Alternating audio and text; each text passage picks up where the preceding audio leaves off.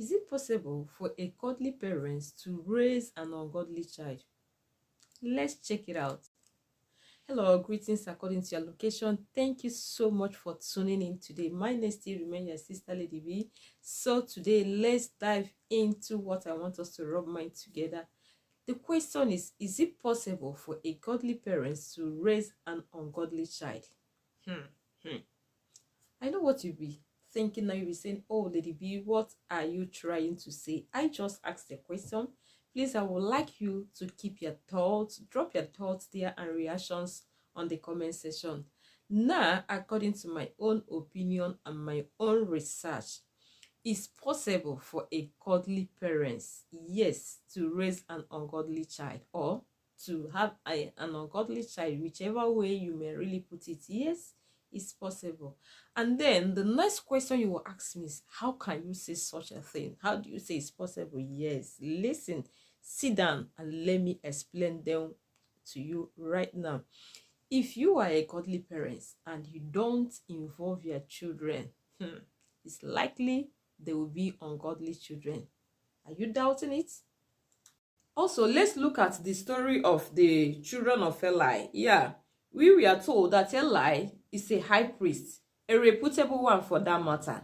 Yes, Eli was busy also serving God at the altar.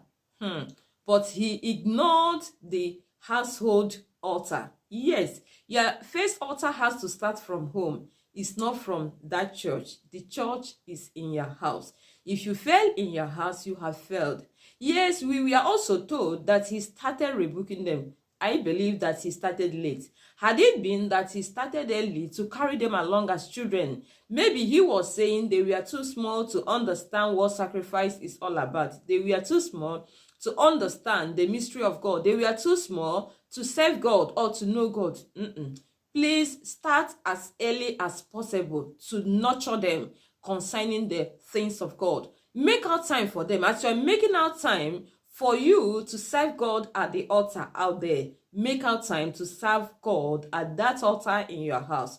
Carry them along. Let's look at what the Bible said in 1 Samuel here. The Bible says, 1 Samuel chapter 2 verse 12, that these children were described as worthless, meaning he did not give them a good upbringing. Yes, when the people of Israel started complaining and he was rebuking them, do you think that if he had started the rebuke from childhood, that they would have gotten to that extent?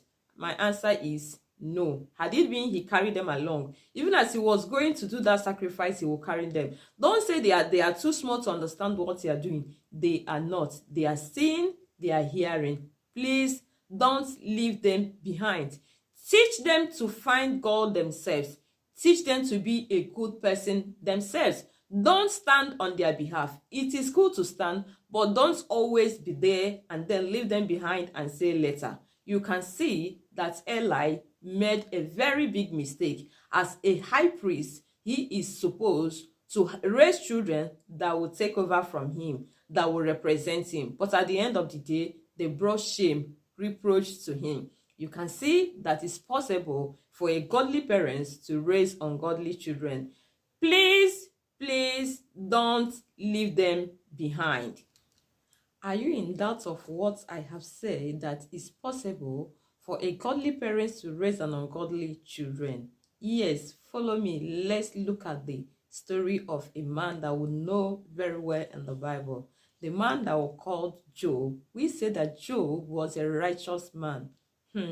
Job is a man that served God with all his mind.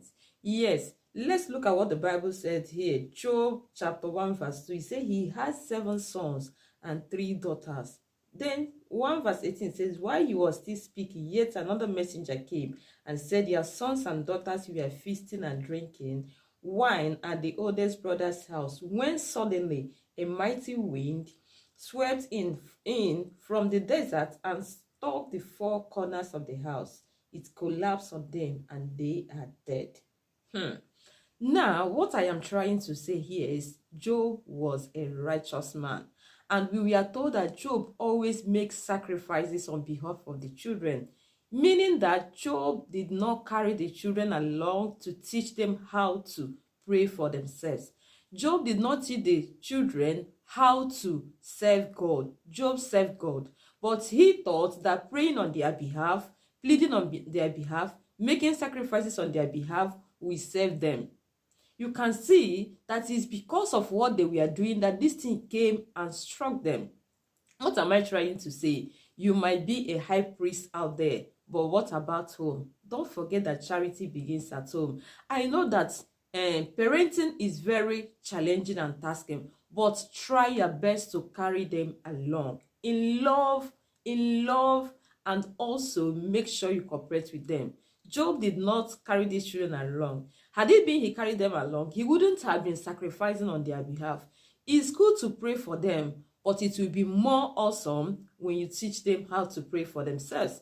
It's good to stand on behalf of the family as a high priest, but it will be also very interesting when you teach them how to serve God themselves. You have to let them know how to also find God themselves.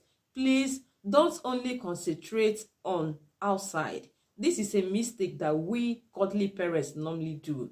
Even as a moralist, we also make this mistake. We are thinking that we are going to stand on their behalf. I know you are there to stand on their behalf, but please don't forget to carry them along. Also, let's look at the story of Samuel. It's Samuel that took over from Eli instead of the children of Eli. But guess what? Samuel repeated the same mistake that Eli did. The same error occurred in the family of Eli. Eli was also a very high priest that was known in the land. But at the end of the day, he did not teach his children the way of the Lord. He did not carry them along. Like I said before, it is not enough for you to be sacrificing on their behalf. It is not enough for you to be running to the church all the time or going out there to go and mentor other people. But it is also very awesome when you also stay at home with them, have time with them, discuss with them, cooperate with them, show them love. They need your attention to be able to follow your footsteps. But if you're just out there, leaving them in the hand of the house help to take care of them, especially people that have opportunity of having a house help, even in the diaspora, we don't have house help, but the work we are doing has really taken our time. Please, as you are working for God, like I said, carry them along. We can see that one in 1 Samuel chapter 8, verse 1 to 3.